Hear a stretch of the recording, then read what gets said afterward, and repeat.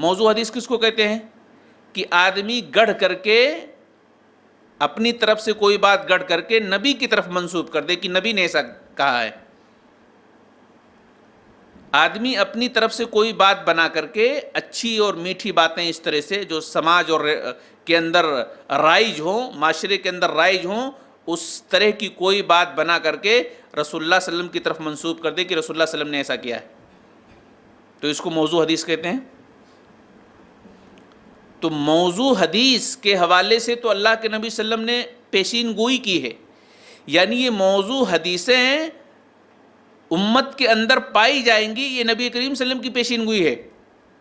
ضعیف روایتیں، غلط حدیثیں، غلط باتیں نبی کی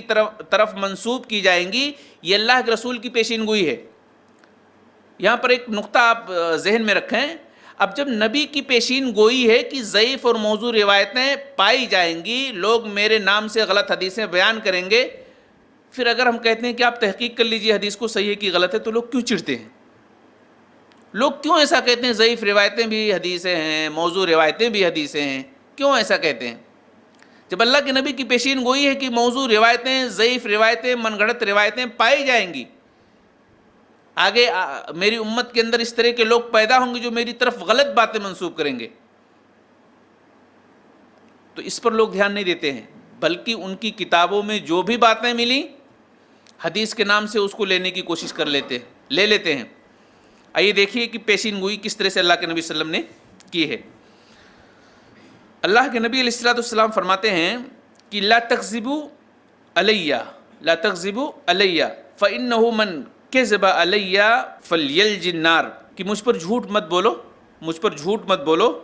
بس جو شخص مجھ پر جھوٹ بولے گا اس کا ٹھکانہ جہنم ہوگا. چاہیے کہ اپنا ٹھکانہ جہنم بنا لے، مجھ پر جھوٹ نہیں بولے. یعنی رسول اللہ صلی اللہ علیہ وسلم کی بات میں اگر کوئی جھوٹ کی آمیزش کرے تو رسول کی بات تو ہم حدیث سمجھتے ہیں،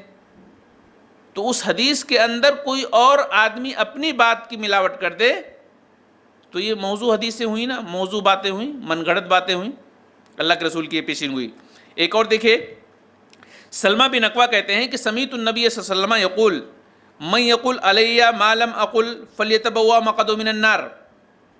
سلمہ بن اکوع کہتے ہیں کہ میں نے نبی کریم صلی اللہ علیہ وسلم کو فرماتے ہوئے سنا کہ من یقول علیہ، جو شخص مجھ پر کوئی بات کہتا ہے ما لم اقل، جو میں نے نہیں کہی ہے،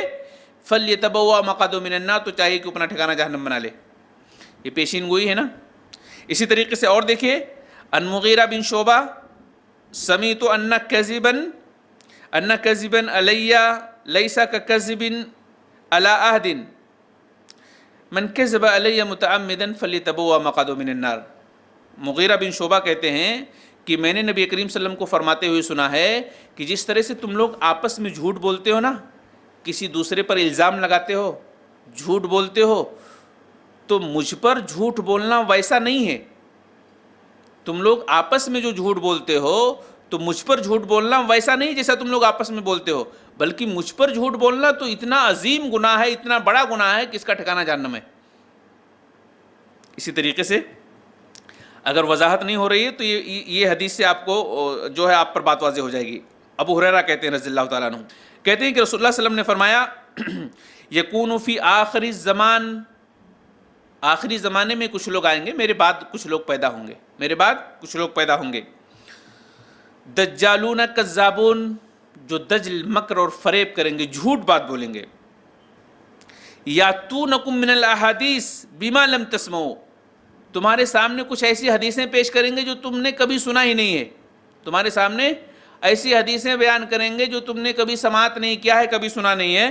نہ تم نے سنا ہے نہ تمہارے آبا و اجداد نے سنا ہے. تو دیکھنا، ہوشیار رہنا ان سے، ہوشیار رہنا ان سے تعلق قائم مت کرنا، کہیں ایسا نہ ہو کہ تم کو فتنے میں ڈال دیں یا تم کو گمراہ کر دیں.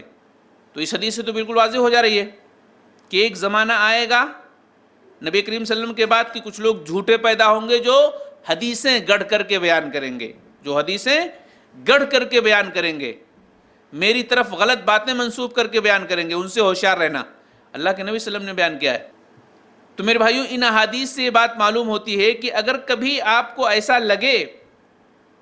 کہ بات عجیب سی ہے تو اس کی تحقیق کرنی چاہیے، اس کی تحقیق کرنی چاہیے. اگر آپ کو ایسا لگے کہ کتاب کے اندر کوئی عجیب بات لکھی گئی ہے نبی کے حوالے سے تو اس کی تحقیق کرنی چاہیے.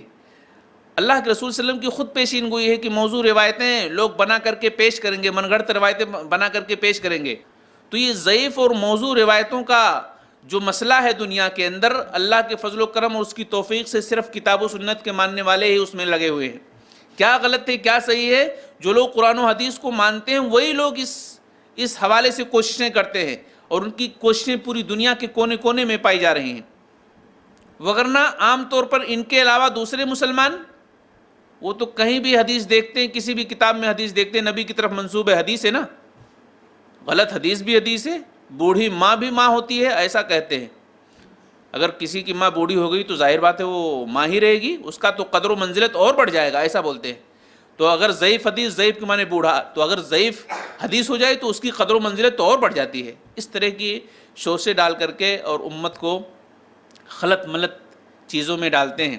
تشویش میں مبتلا کر دیتے ہیں کہ جس سے حق اور باطل کی تمیز نہ کر پائیں، اور اس طرح سے حق و باطل واضح نہیں ہو پاتا ہے اور لوگ پتہ نہیں